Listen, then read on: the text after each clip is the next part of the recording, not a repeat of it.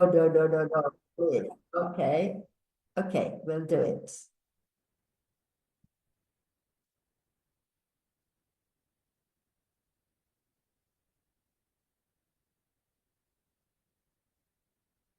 Oh, ready, Steffi. Our last speaker of the morning is Estefanía Ferrero. She's a high school and university teacher, and she has a degree in English conference interpreting. And now she's studying English language teaching in Universidad del Salvador. She holds a diploma in comprehensive sexuality education and a specialization in child molesting, grooming, sexuality in digital environments, disability, masculinities, and trans youth from Universidad Nacional de San Martín. Now, currently, she is completing a postgraduate degree in genders, feminisms, and human rights. That is from Universidad de Quilmes. She's also a researcher in USAL CONICET, and she's working on the research ornamental English, a possible form of social exclusion. Okay, Estefanía, all yours. Okay, thank you, Aude, for your kind presentation. Thank you, Agus and Kari, for having organized this event. We know that even though you have been through a terrible flood, and as Romina was pointing out yesterday, this event has always been your priority. So we know that that is really appreciated. And thank you, everyone, for being here on a Saturday. We're so excited, and it just fills me with oxygen, to quote Graciela, right? To see that we are so many, right? So thank you very much.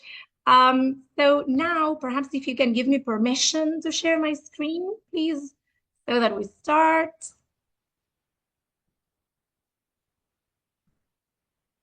Okay. Everyone has the permission, yeah? From the beginning of the session. Perfect. Yeah. Excellent. Okay, what about that? Great. Thank you. Aude, can you see my screen? Great. Okay, so this is Reimagining Masculinities, breaking free from patriarchal chains. I am Steffi, my pronoun is she, and here we go. So first of all, welcome. As you know, we have been running a lot, yes, yesterday, today. I hope you have your mate, your coffee. We will keep running as I have a lot to say and we have very little time, so I hope you are prepared. So as for a little, for the agenda, first of all, we're going to be giving some contextualization, then we're going to provide a didactic sequence, an idea, then we're going to explore going beyond, right? Finally, some food for thought, some feedback, questions and answers, if there is time. And finally, and I hope this is motivation, we're going to be having lunch, right? So I know I have a very difficult task here because I'm the last speaker. So I really hope I have you there. As for some pedagogical principles, yes, that undermine my work, we will be working with critical pedagogies, those of Freire and Bell Hooks, you know, in terms of social justice and critical consciousness, right, as previous speakers have been mentioning. Now, as for some contextualization, right, you may be wondering, okay, why masculinities, right? Why is it important to be reflecting on this? Oh my God, this has the mind of its own.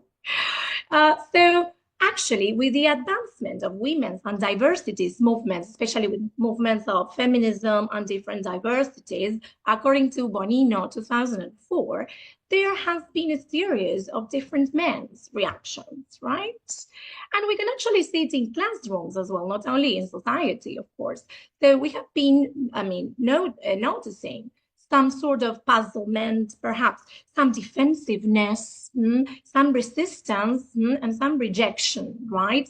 There are many students, especially students who identify as men, who may feel that they don't know how to interact with girls or women anymore because they cannot say anything anymore, because they may get canceled, because it might not be appropriate, right? They may feel attacked, right? Sometimes conversations can turn a bit aggressive and the focus may be put on the fact that they are men, right? So they may think that this is an attack on them personally, right? Not on the patriarchy and the system, which is what we're actually trying to dismantle. So we have this defensiveness.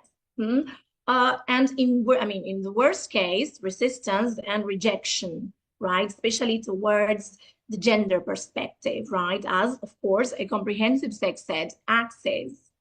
So this is, what has motivated me to start thinking about a little bit. And in fact, there are many authors who study masculinities who describes a continuum, right, in these reactions, going from the ideal deconstruction to some silent support, right, in terms of, okay, supporting feminism and women's and diversity movement, but not saying anything, right, not doing anything, right, practically speaking. Then we have yearning from protagonism, right? Perhaps they want to be put on the spotlight again. Then we have imposture, right? Double standards, perhaps saying one thing, yes, from a discursive viewpoint, but then doing another thing. And finally, backlash, which has to do with hatred and violence. We know too well, unfortunately. And the authors also talk about confusion, not as part of the continuum, but outside. And I connected with this idea of puzzlement. And I would like to add this idea of resistance, right? So plenty of reactions that are interesting to cover, because my question is, right, how can we address masculinities with a gender perspective, right, and fostering a gender perspective in all our students, right? So I think that first of all, we need to make this clear, right? Men are not the enemy, right? The patriarchy and the system is. So this is fundamental to start with. So in order to start untangling this problem, we need to work with Connell's concept of hegemonic or traditional masculinity. And Gosende explains that there are lots of precepts for men and boys to follow. They have to be strong and tough, and they have to be sexual. They have to be thinking about sex all the time. But wait, heterosexual sex, cisgender sex, because God forbid, right? It's a different combination. And they have to be active, and they have to be dominant, and they can't show emotions. They have to be aggressive and violent, and so many other ideas, right? And I mean, come on, aren't those chains, right? I mean, aren't those ideas a little bit too tight? Aren't we chaining, right, boys and men, right, into a very strict conduct system? Now, according to Connell, there is, of course, oppression, right, of women, because we know that this is the systematic and the structural oppression. Women are oppressed by masculinities. But the author also recognizes an internal system of oppression. I mean, oppression among men, right? Oppression upon masculinities. So the author explains that we will find within masculinities that there are some masculinities, the hegemonic or traditional ones, who are sort of over other masculinities which do not conform to these ideals, right? So this will be called subordinated masculinities. And here comes the concept of intersectionality, right? Paola and previous speakers were mentioning, and which is fundamental for any lens in critical education and critical perspective in pedagogies. Of course, right, we need to take into account factors such as race with inverted commas, because it's quite a problematic concept. Perhaps we should say ethnicities. What about class? Well, what about sexual orientation and sexual identity? What about ability? So we will see that it's not the same to be a white man than to be for example, a man with a disability, right? So here we will start seeing how there's also subordination, right, within masculinities. And even men who in a way are nearer these hegemonic masculinities are still oppressed by these tight and outrageous chains that don't actually let them be, because they can actually, they can't be free, right? Now, an important thing to mention, and this is something that should be said in our lessons, is that, of course, women and diversities are the ones that are the most affected by the patriarchal system, right? Why? Well, we know that there are structural and systematic factors that make these groups to be the targets, the main targets. But that does not mean that masculinities are not receiving what some authors call collateral damage. But this is an important thing to mention. And I repeat this slide again on purpose because I can't highlight it enough. We need to state that men are not the enemy, because sometimes they may feel that we are directing the debate towards that idea. And that is not a healthy way from which we can construct and build a gender perspective. So we need to specify that it is the patriarchy and the system, right? What we're trying to dismantle and what we should go against. So even though it is true that men reap privileges from the system, because this is undeniable, at the same time, they suffer, right, from other kind of damage, some collateral damage, which is still damage. And it is, we need to discuss these topics. It is worth it. And also to say that other types of masculinities are possible, not only traditional ones or hegemonic ones. There's not only one way to be a man or a boy. So we should highlight that this is a system that's bad for all of us, right? And this is the starting point in order to try to break these chains, right? And to try to create a fairer, yes, and a free world. So now my proposal has to do with integrating, yes, comprehensive sex education, in this case, the topic of masculinities, with curricular content, in this case, English, because we're all English teachers.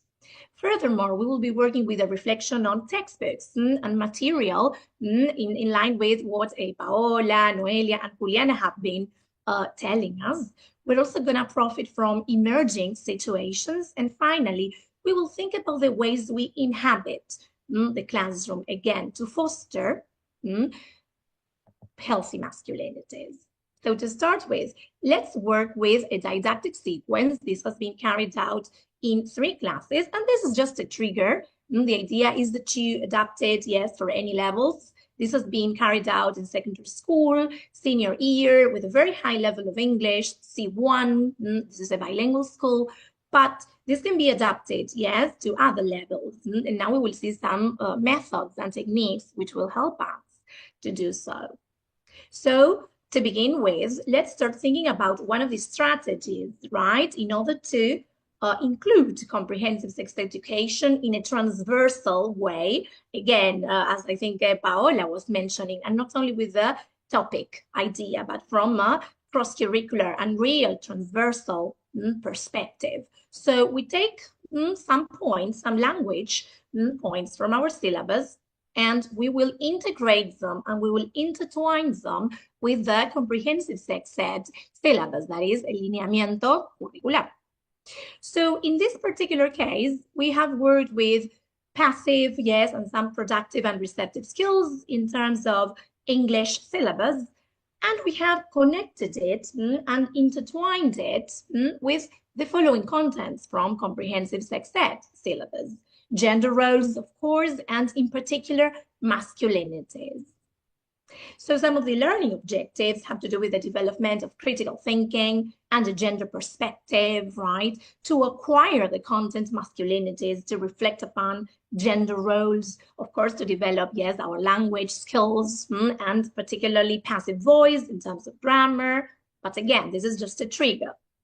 To include, yes, the affective dimension of masculinities, thinking about some of the axes of comprehensive sex education, and to foster, yes, non-discrimination, non-violence, the respect and celebration of diversity, yes, the elimination of prejudice, and ultimately a greater sense of freedom. So what I have done is created a worksheet called Exploring Masculinities, right? With this language focused on the passive, which was a revision because of the level, which was C1, some speaking and reading skills. Now, this is addition of material because this was not included in our textbook. And it's interesting to reflect, right, as our previous speakers were mentioning in terms of didactic material and textbooks, And as Edelstein suggests, 1998, moving from the role of executors, that is, just executing and doing whatever I'm told to do by our textbook without any contextualization or historic insertion, towards the active construction, right, of materials, seeing what our students need, right, to see it through critical pedagogist perspective, and daring, let's say, to include material that it has been created by us. So to build material, to add whatever has been left out in our classrooms, right? Sorry, in our textbooks, or even from the syllabus. So the worksheet starts with some speaking, right? So in pairs, they discuss, for example, what are some expectations society has on men, right, as a warm-up, how those expectations affect their daily life, right? And if they have ever heard this concept of traditional or hegemonic masculinities. Then we do a plenary and we read an article from The Guardian, right, called Dude, the Patriarchy Messed Up My Life and Yours Too. And this is an article written by a man, right, which is interesting as well, so that we can get to see it, I mean, in first person. So as a summary, yes, of the article, the author reflects on some childhood gender anecdotes, for example, being called sissy, right, for joining choir practice, right? And here we can dismantle some gender stereotypes and roles, right? Why are there some activities that are only socially permissible and even expected for one gender, but not others? These slurs, sissy, or even some others, right? He also ponders upon patriarchal expectations, right? The fact that they are expected to be aggressive, to be violent, because if not, their masculinity is at stake. And even their sexual orientation is at stake too, right? Of course, as if that was a bad thing. Then the cultural, social, and media influence on creating these ideas. He also talks about emotional suppression, this idea that men are not encouraged to express their feelings. And in fact, it's not, I mean, it's sort of frowned upon for men to cry, yes, or to be overly emotional. And there have been many studies that show that this can lead up to mental health issues, right? There is a connection with the socialization of men and societal expectations and many mental health issues that they suffer as a result.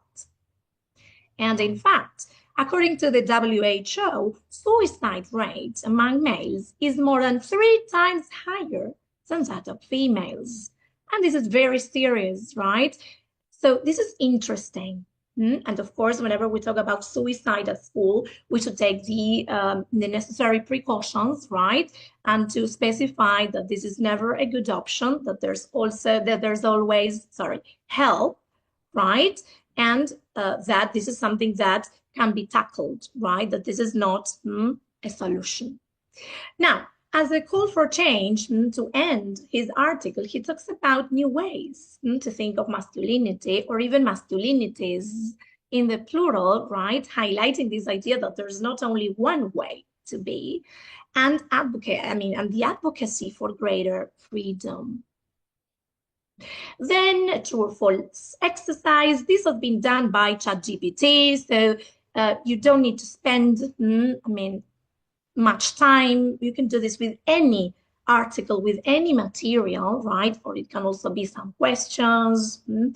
Then I asked my students to fill in this box with the different attributes and ideas, characteristics mentioned by the writer in terms of how to be a boy or a man, right? Like, okay, don't cry, be violent, like girls, objectify women, and so on and so forth. Then we shared it with the class, and students were able to add some other ideas from their everyday lives, right? So here we engaged in a discussion, right, about these expectations and even demands on men. Then some debate, right? A discussion from these quotes taken from the article. For instance, while its toll on women was devastatingly obvious, and here we address, right, the effect on women, which is structural and systematic and something that needs to be said emphatically. But we have to also add that men suffer collateral damage, and this is so interesting, in the system they so cleverly crafted for themselves, right? And while my gender reaps benefits from the patriarchy, and we can also talk about privileges here, no boy is born asking to be part of the system. And this can lead to a very interesting conversation, right? And then, of course, language focus, in this case, identification of passive in the article, and it was full of examples. But again, the focus can be changed. If you're teaching something else, then you can work on that area. Then again, with ChatGPT, fill in the gaps exercise, again, with the passive, because that was my teaching point, and they were all sentences in connection with the article and in connection with masculinities. For instance, a lot of boys are told that violence is an acceptable way to resolve conflicts. So again, yes, you can do this in a very short period of time thanks to AI, right? And you can do this with any topic. And in fact, I would love I would love it if you could take away this as just a trigger and do it with any topic that you want. And one more time, this provides a fruitful opportunity for debate, right? Do you agree? Yes. Can you think of an example? Yes, from your everyday life. Another exercise, active or passive, yes. And the sky is the limit, right? You can create any kind of exercise and you can use this topic. And as we are preparing for the CAE exam, I also created I actually prompted AI to create a cloze exercise on this topic. So as you can see, not even international exams have to be rigid. We can create any sorts of worksheets with the topic that we want to teach. Finally, some questions, right, to promote some critical thinking. For example, if you identify as a man, can you relate to the experiences mentioned by the writer? And this is so powerful because we are granting a voice for men who sometimes feel silenced when these debates about gender perspective come up, which of course is understandable. And again, there is a structural and systematic violence system against women and other genders. But it is also important to give voice to men because we are educating them and we want them to develop a gender perspective, and their voice is also part of the classroom. So this is an important opportunity for them to let them know that they are heard and that, again, they are not the enemy. We are all building together, right? I'm sorry, I'm just seeing up the chat. In adolescence, yes, thank you. I can't see your name. Let me see.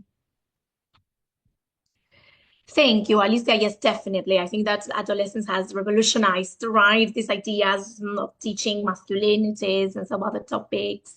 Thank you, Nadia. Paola, intersectionality. Thank you, Paola. And thank you, Agus. Definitely, right? This idea of every class, right? What Paula was saying, it's not a topic, right? It's not, okay, an incidental teaching, right? But we're talking about the systematization, right?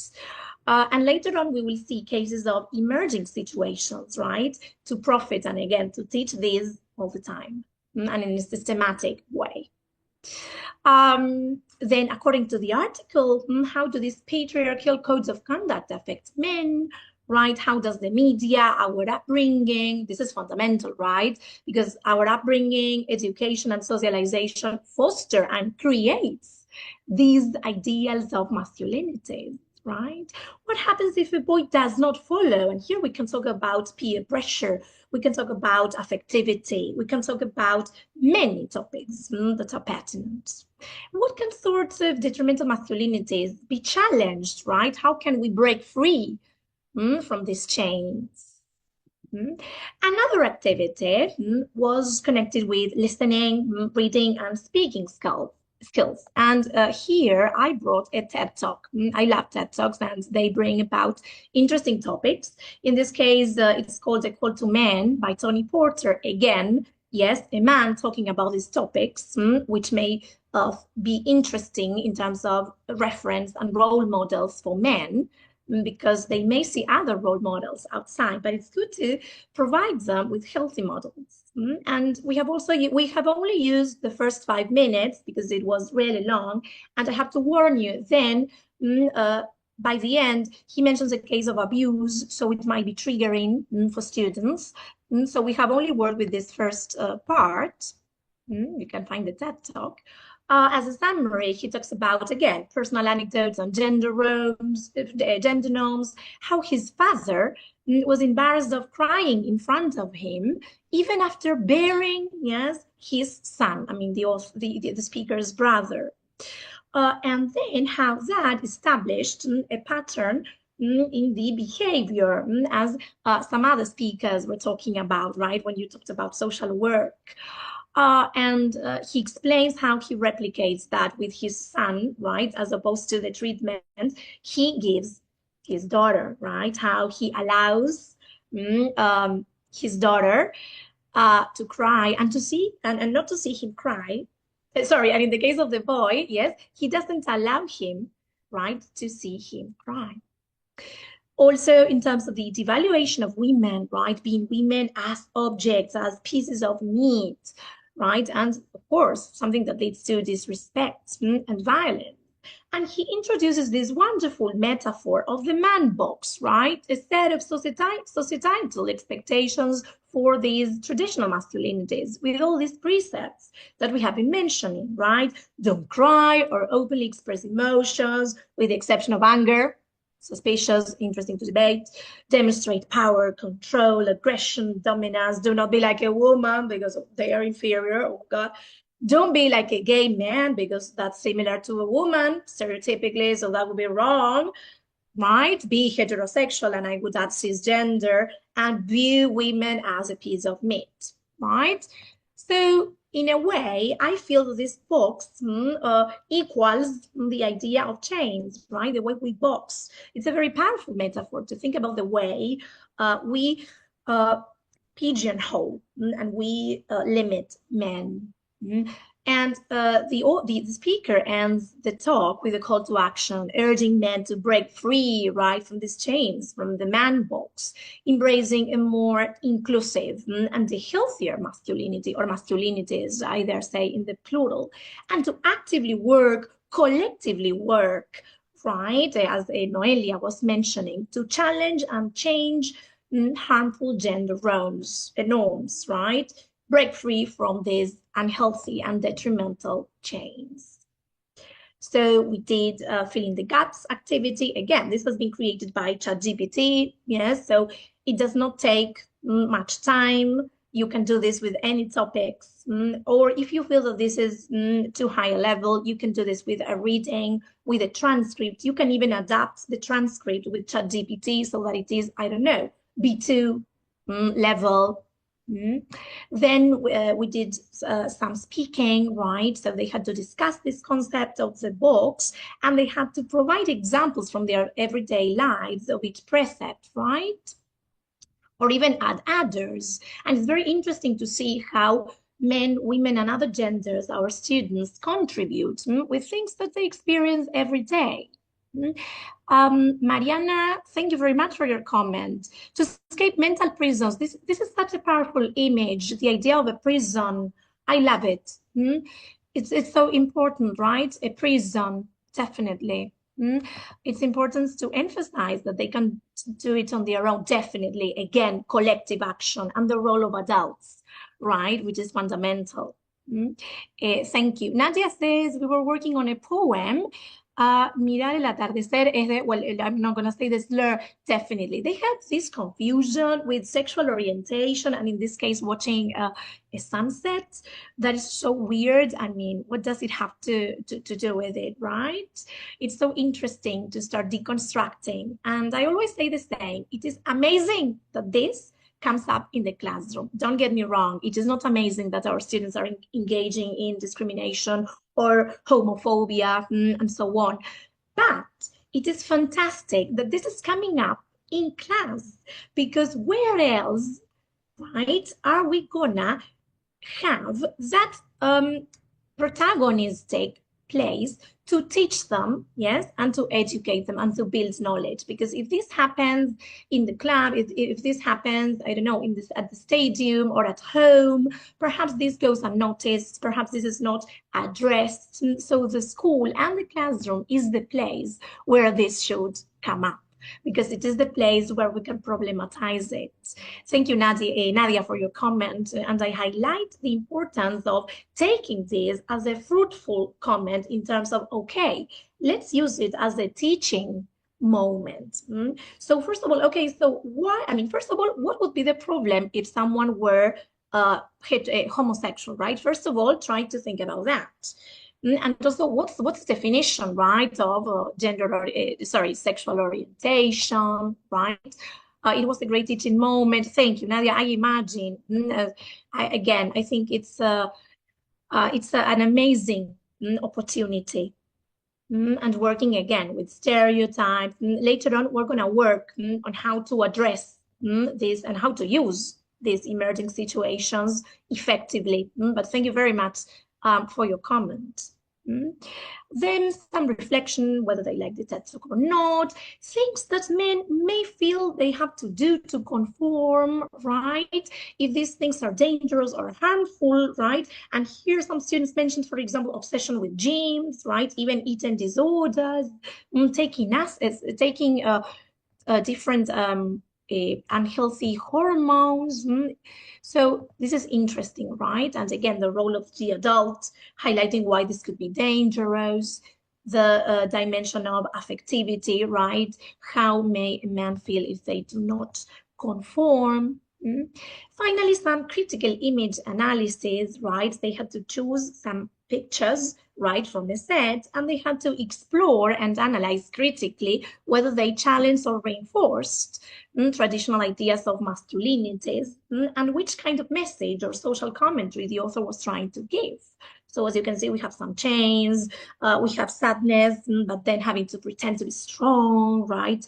We have this idea of a mask, this idea of a superhero that is falling. We have this serial with precepts, right, and expectations that men are being fed with. So again, to engage and to foster high-order thinking skills, critical thinking skills. Debating, for example, the motion patriarchal masculinities are closely linked with homophobia, and what Nadia was mentioning, right? This idea that men have to be cis heterosexual, right? The idea that that not being heterosexual is wrong. The idea that they have to be breadwinners, right? And how that can lead to unequal relationships. Then peer pressure, right? It is easy to challenge patriarchal codes of conduct within male groups and among peers, right? Because it's very easy, right, to accept this from a discursive viewpoint, but it is very difficult with peers, especially during teenagehood. We know how this works. Marina, don't worry. I'm going to share a QR with my presentation, so you will be able to get everything. Thank you for your interest. This is lovely. I love that Nadia and Marina are interacting. This is lovely. It's great to create networks. This is so powerful. Okay, I'm seeing the chat at the same time. And finally, some speaking and some reflection on, okay, what can we do as individuals and collectively, right, to start dismantling patriarchy and also changing, challenging traditional masculinities and embracing other types of masculinities, other ways of being. And Mariana says, from the team behind Misrepresentation, she has shared a link. The Masculine Vein explores America's narrow definition of masculinity. This is amazing. And the harm it causes boys and men. This would be fantastic. I will definitely check it out. Perhaps we can add it, right? Good. Oh, okay, Nadia. Sorry, Mariana. Perhaps Nadia can share the poem. Thank you. Good. Thank you very much. Okay, let me close the chat. And before finishing the worksheets, I think it's important that the teacher has to facilitate the following comprehensive sex ed teaching items. Again, this idea that men are not the enemy, but the system is, that the system also affects men. However, the structural oppression of women and diversities is greater. And that there is only one way to be a man or any genders, that other types are possible. Now, going beyond, because as Paola was saying, comprehensive sex ed is not just one topic, but we need to inhabit, yes, our classroom and see our teaching practices from a truly cross-curricular lens. We can also think that apart from integrating our contents with those of comprehensive sex ed, we should problematize our textbook, we should add inclusive material that is not represented in the book. We should use emerging situations, and we should also reflect upon the way we position ourselves in the classroom. So typically our textbooks will be filled with pictures, examples, texts, and units that can be problematic, which is a problem because that contributes to misrepresentation or underrepresentation. But I believe that the key here is for us, teachers and students, all together, to problematize them, to see them with a critical or through a critical lens. Even if we have this reality in our book, okay, does this really show all realities? Is this always the case? So there lies, right, the richness in the questioning and in the challenging. Even from the units, right, if we have jobs, professions, and this can be done in any levels, right? Which are the gender roles, right, that are perpetuated? Which are the stereotypes behind them? What about sports? What about appearance, clothes, family, diversity? Our typical and classic topics from textbooks seen from a comprehensive sex ed perspective, from an approach of human rights, from an approach of intersectionality, from an approach of diversities and gender perspectives. So in the case of masculinities, okay, right, do men always like women, right? Or is it, I mean, can't men do housework? So we can start problematizing the pictures and the examples, right? Are all men white, right?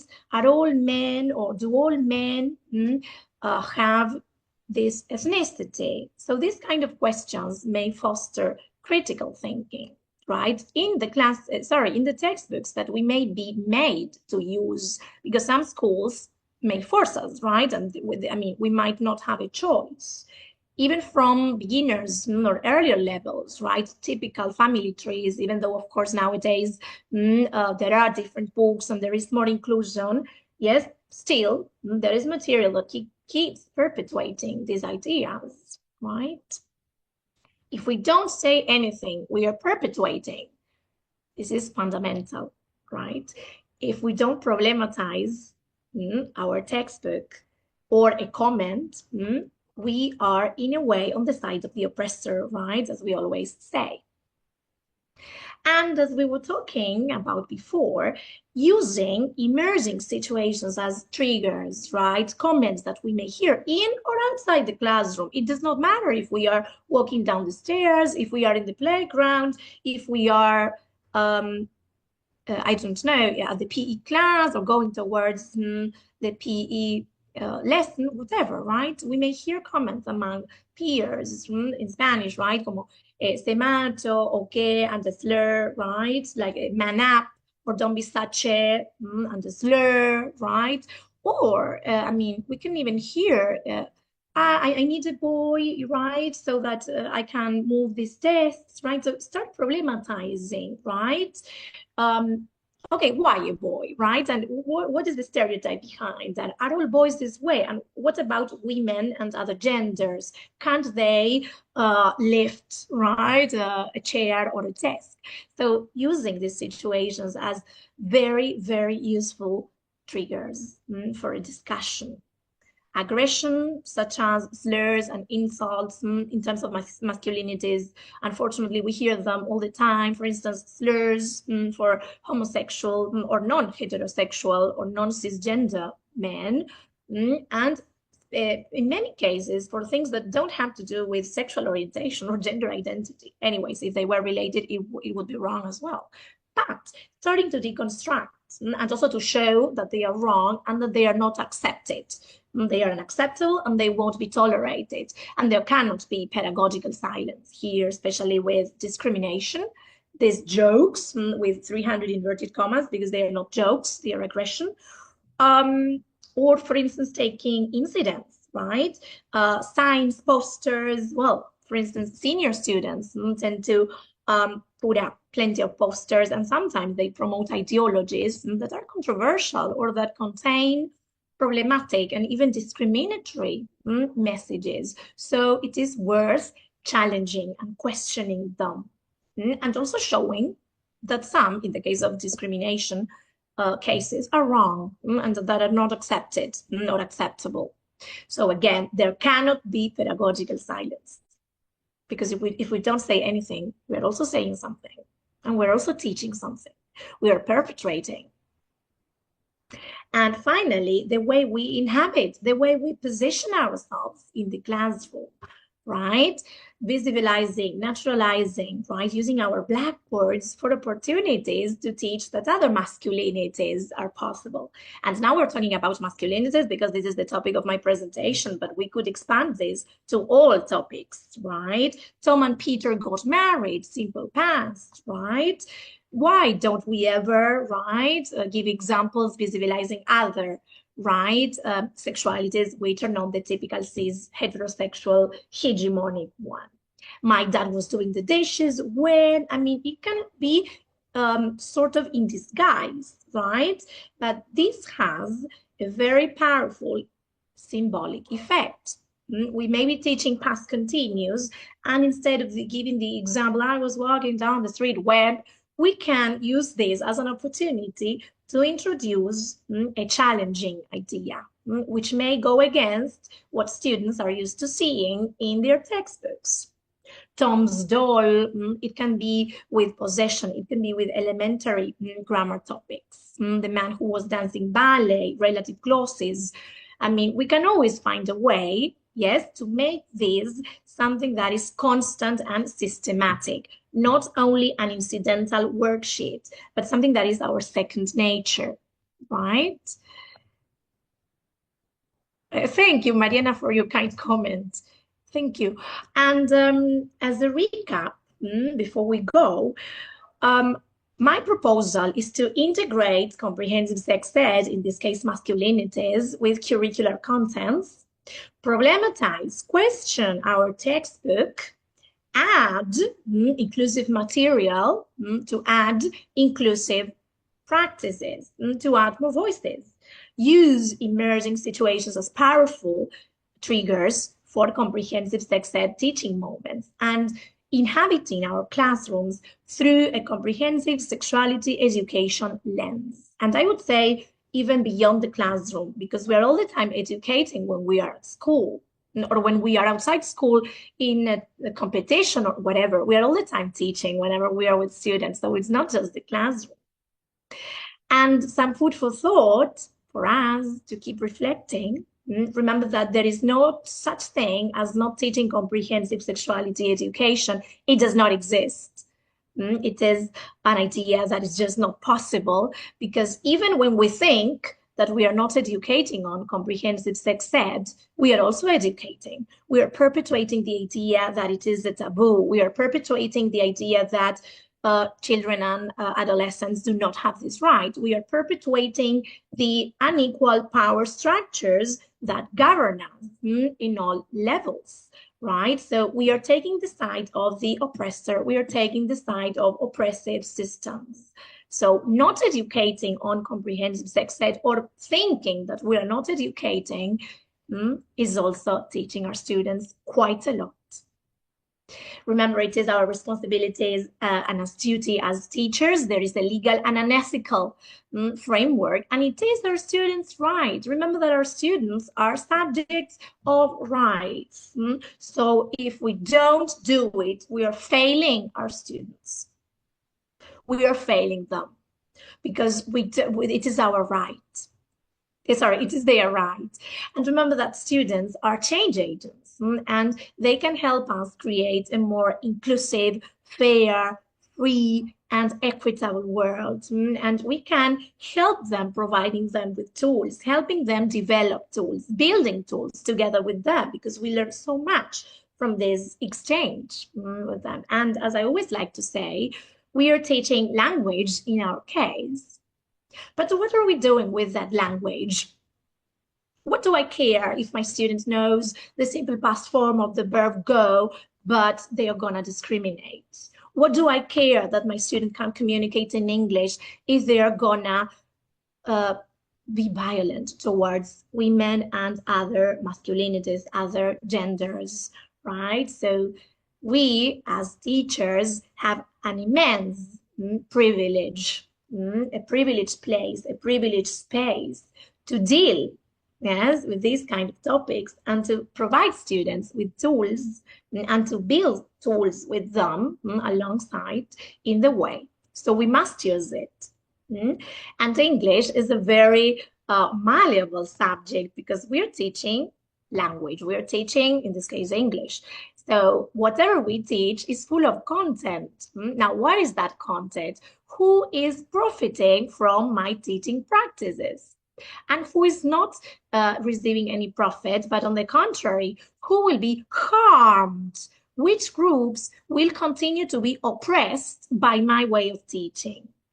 Right. Well, thank you, Nadia and Mariana, for your kind comments. Mariana says, meta language, with such a power comes a great responsibility, definitely. And it has to do with our duty as teachers. Couldn't agree more. And it has to do with understanding our role and fulfilling, complying, yes, with this responsibility. So as Freire once said, education does not change the world. Education changes people. People change the world. And who knows, perhaps we can help them break these chains. So thank you very, very much. I think we have some time, yes, for questions. This is the QR. Feel free, yes, to take a picture. You can have the whole presentation. I can also share the whole worksheets, yes. Thank you, Mariana. We love Freire. Thank you, Carol. Thank you so much. Feel free to write. Yes, I can share the PDFs or other material. Feel free to get in touch. And thank you very, very much for being here and for helping, right, towards a better world, a more inclusive world. And let's keep building comprehensive sex ed together. So thank you.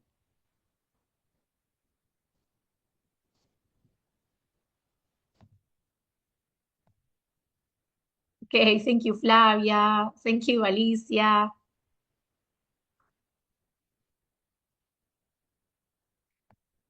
Okay. I will go back to the QR.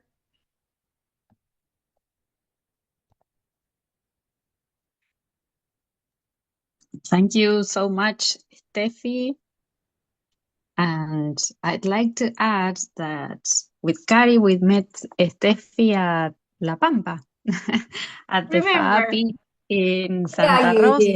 That was good. Yes, there's the, as we old people say, Capri Capri, Alcoyana Alcoyana, the coincidence that found us all together. And I'm telling you this anecdote for you to see that sharing experiences leads to further development, further learning, more opportunities. So I think this is a great chance of meeting people from all over the country, sharing our ideas, experiences.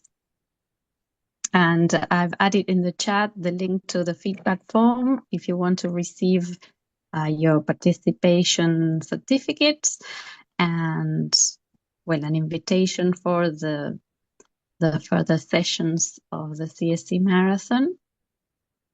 And hope you are gaining energy to participate next year as speakers. That will be there. Okay. Bye. Time for lunch, maybe. Okay, thank you very much. It's been a pleasure. Thank you, Yeah. everybody. And thank you, Apib and Api. Thank you so much. Thank you. Thank you, everyone. And you're See you soon. expected on the 30th of May for the next session. Any questions, you can contact us at Apib and Api La Pampa. And we hope you can share with you the materials and presentations that people have agreed to share. So thank you very much and see you in 2 weeks' time.